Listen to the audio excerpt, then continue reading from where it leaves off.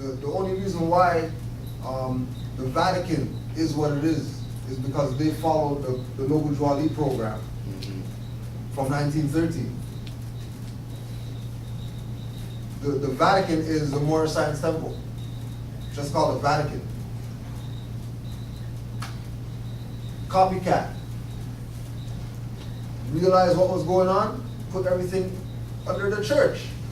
Like, put everything under the church, then nobody could touch it. Because if you violate my religious, and everybody uses their religion. You have the Punjabi man, he's gonna have his turban.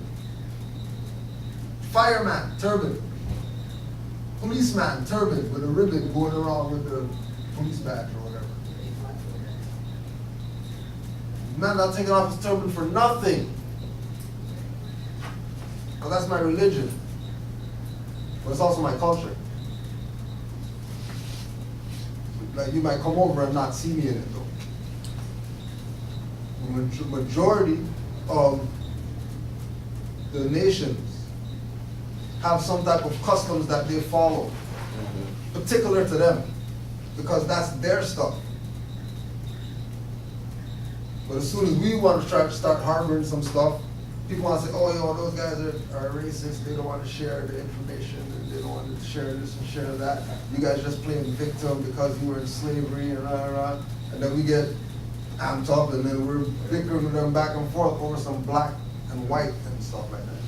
That has nothing to do with no nations on the planet or nothing.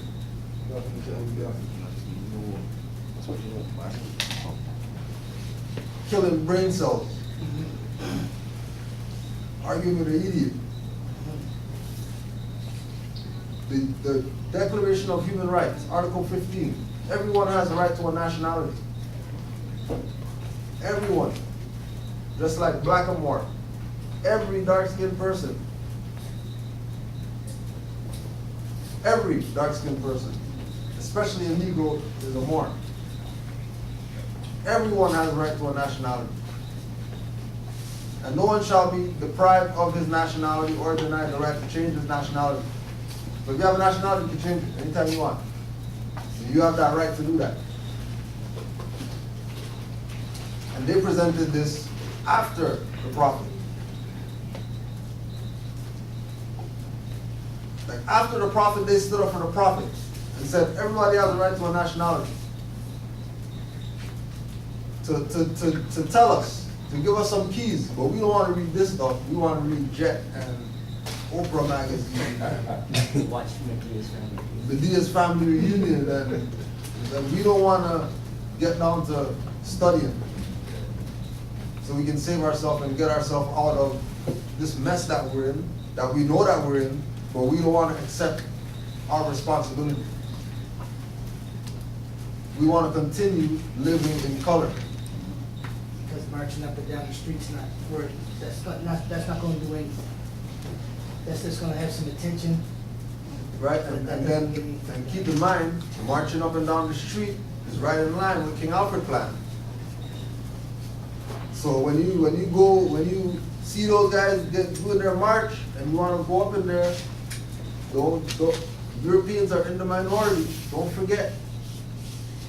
Don't think that you can be walking in some, oh yeah, this is just peaceful, you know what I mean? Weed day, and you know what I mean? We just like to chill with the Europeans on weed day and smoke some weed. Because they will G20 you. And get off. And get off. Right? And I was going to add to that, when you're marching up and down the street protesting for rights, and you don't know exactly how the system runs, especially the court system, and you're going into the courtroom. It's sort of redundant when you go into the courtroom and it's something that you're fighting for. You go in and you realize or you don't have, you're ignorant that you don't have it, and you go, what's your name? You put your name, you know what I mean? You end up representing, which most people end up doing when they go into the courtroom. So it's sort of a redundant exercise to be in that sense. So why why were we not taught about Noble Drew Ali? Because he's coming with science. Like, we haven't, you know, like I'm saying, the objective of the classes is to present information so that you can go out and do your own research. Because man knows not by being told. Like man knows not, N-A-U-G-H-T, zero, by being told. So this idea of, well, we have to go join this thing and that thing, dash that away in the garbage back there. Because the only benefit you're getting from this is what you take out of it. And you don't have no benefits to give you. Like, here's something for you to do. Like, it's either you're going to or suffer the consequences. Because when we start digesting what Noble Drew Ali brought to these same people that are complaining about their situation, we would need to know how come we're in this position if he came in 1913. If he came in 1913 and it's 2011, we're still paying taxes after George Washington just said that, yo, those guys are the guys not supposed to be paying taxes. And we're paying taxes? And George Washington said that they should be paying taxes. There's a problem. It really is, because, can I say something? If I knew about Noble Drew Ali when I was in elementary, my parents were telling me to learn, study, I would have learned to study, because I would have known why I was studying, what I was studying for. But not just sitting there and not hearing nothing, you know, young people I hear about the time we're bored in class, they don't hear nothing about themselves, you know, they're getting bored, like, I felt the same way, you know, that's why I can relate to young people, and, but if I had knew about this, I would have knew what I was trying to reclaim, my birthrights back, what's connected, you know, our wealth back, you know. Noble Drew Ali has literature, and then in some of his literature, like there's a section where it's things that he said that other Moors just documented, and they have a compilation of just things that he said, right? And one of the things that he said was the fourth and fifth generations are going to be the ones that are going to benefit off what he brought.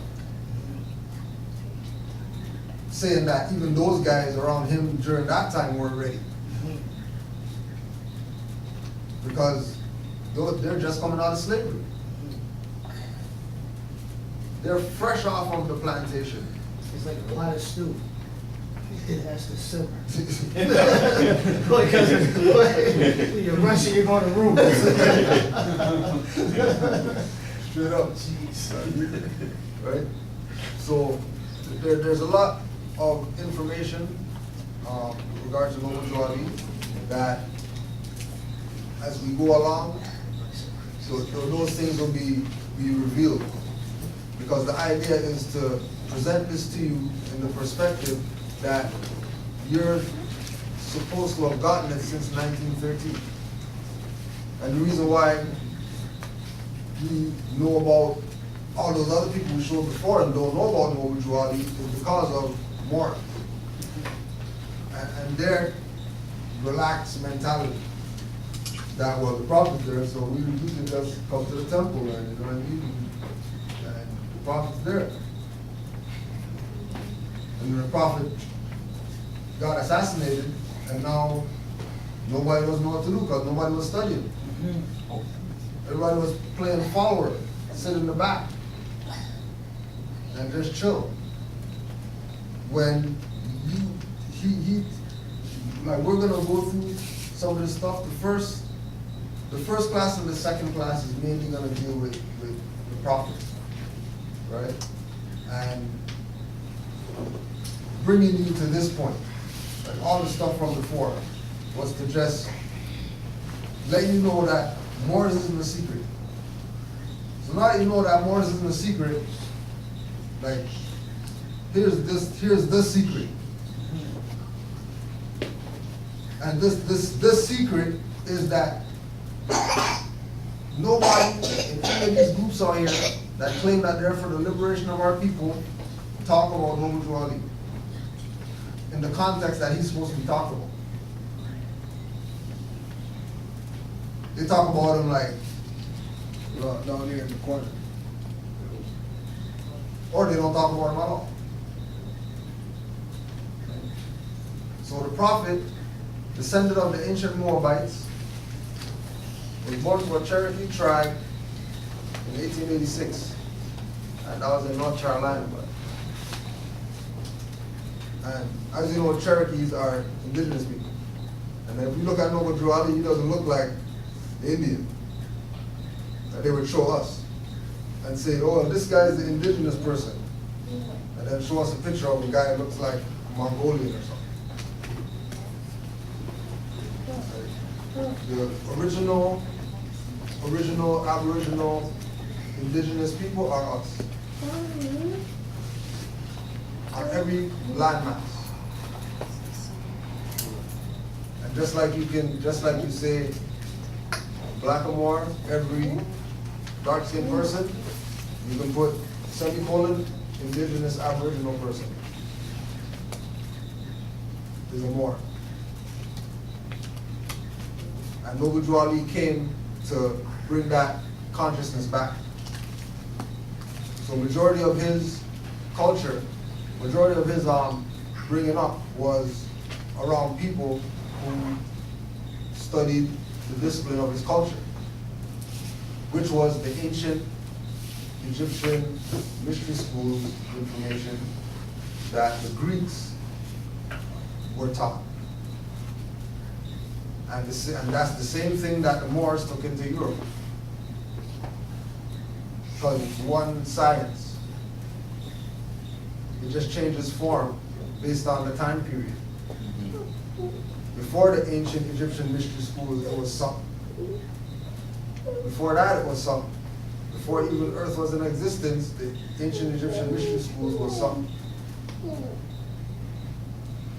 And him being able to travel in these lands, he not only had the ability to recognize what the problems were, but also get like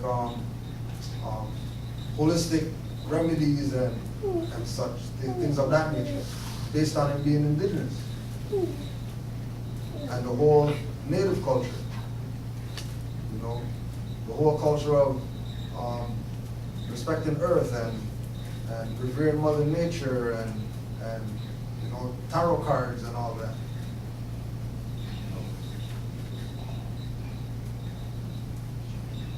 So Noble Drew Ali teaches about a maxim.